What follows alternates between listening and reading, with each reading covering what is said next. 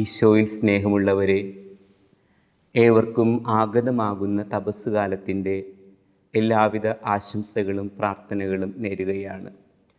സഭാമാതാവ് വിഭൂതി മുതൽ 40 ദിവസങ്ങളിൽ പ്രാർത്ഥനയുടെയും ഉപവാസത്തിൻ്റെയും ദാനധർമ്മങ്ങളുടേതുമായ ദിവസങ്ങളിലൂടെ ഈശോയുടെ പീഡാസഹന മരണ ഉദ്ധാനങ്ങളെക്കുറിച്ച് ധ്യാനിക്കുന്ന പെസഹ വാരത്തിലേക്ക് പ്രവേശിപ്പിക്കുവാനായിട്ട് നമ്മെ ക്ഷണിക്കുകയാണ്. നാളെ നാം ആരംഭിക്കുന്ന വിഭൂതി ബുധൻ്റെ തിരുക്കർമ്മങ്ങളിലൂടെയാണ് പ്രസ്തുത ആരംഭം കുറിക്കപ്പെടുന്നത്. വിഭൂതി ബുധനാഴ്ച തിരുക്കർമ്മത്തിൻ്റെ മധ്യേ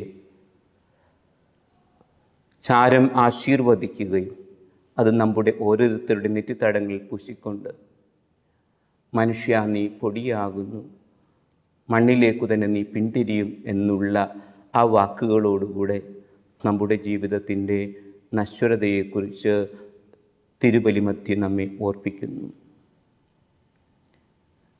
ഉൽപ്പത്തി പുസ്തകത്തിലേക്ക് കടന്നു വരുമ്പോൾ ഇതിൻ്റെ നല്ല പശ്ചാത്തലം നമുക്ക് കാണാൻ സാധിക്കും.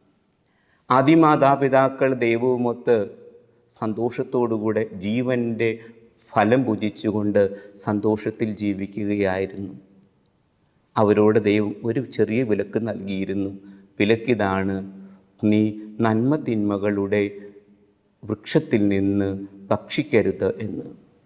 കാരണം നന്മ തിന്മകൾ നിർവചിക്കുന്നത് ദൈവമാണ്. അത് ദൈവികമായ അധികാരമാണ്, അത് നിയമമാണ്. ആ ദൈവികമായ നിയമങ്ങളെ മനുഷ്യൻ അതിൻ്റെ അധികാരം എടുക്കുന്നത് ശരിയല്ല എന്നുള്ളതാണ് ഇപ്രകാരം ഒരു വിലക്ക് കൊടുക്കുന്നതിലൂടെ ഉദ്ദേശിക്കുന്നത്. എന്നാൽ പിശാചു വന്ന് മർത്യനോട് പറയുകയാണ്, നീ ആ വൃക്ഷത്തിൽ നിന്ന് ഭുജിച്ചാൽ ദൈവത്തെ പോലെ ആയിത്തീരും എന്നുള്ളത്. ഇതനുസരിച്ച് പിശാചിൻ്റെ പ്രേരണയാൽ മനുഷ്യർ അത് ഭക്ഷിക്കുകയും അവരുടെ ജീവിതത്തിൽ താൻ പാപിയാണ് എന്നുള്ള അവബോധത്തിലേക്ക് കടന്നു വരികയും അവർ സ്വയം ദൈവത്തിരുസന്നിധിയിൽ നിന്ന് ഓടി അകന്നുകൊണ്ട് വൃക്ഷങ്ങളുടെ മറവിൽ തങ്ങളെ തന്നെ ഒളിപ്പിക്കുകയും ചെയ്യുന്നു. എന്നാൽ ദൈവമായ കർത്താവ് അവനെ ഉപേക്ഷിക്കുന്നില്ല, രക്ഷകനെ വാഗ്ദാനം ചെയ്യുകയാണ്. അവൻ്റെ നശ്വരതയെക്കുറിച്ച് ഓർപ്പിക്കാൻ വേണ്ടിയിട്ട്, മനുഷ്യ നീ പൊടിയാണ്, അതുകൊണ്ട് നീ പൊടിയിലേക്ക് പിന്തിരിയുമെന്ന് പറയുന്നു. മാത്രമല്ല, അവൻ ധരിച്ചിരുന്ന ഇലകൾ കൊണ്ടുണ്ടാക്കിയ അത്തിയിലകൾ കൊണ്ടുണ്ടാക്കിയ ഉടയാടം മാറ്റിക്കൊണ്ട് അവന് സംരക്ഷണ കവചം മൃഗത്തിൻ്റെ തോലിൽ അവിടെ ഉണ്ടാക്കി നൽകുകയാണ്. പ്രിയപ്പെട്ടവരെ, നാം ഇന്ന് ഈ ആദിമാതാപിതാക്കൾ കടന്നുപോയ ആ ദൈവികമായ കൃപാവരങ്ങളുടെ പ്രവൃത്തിയിലേക്കാണ് വീണ്ടും വിഭൂതി ദിവൻ്റെ തിരുക്കർമ്മങ്ങളിലൂടെ കർത്താവ് നമ്മെ മടക്കിക്കൊണ്ടുവരുന്നത്.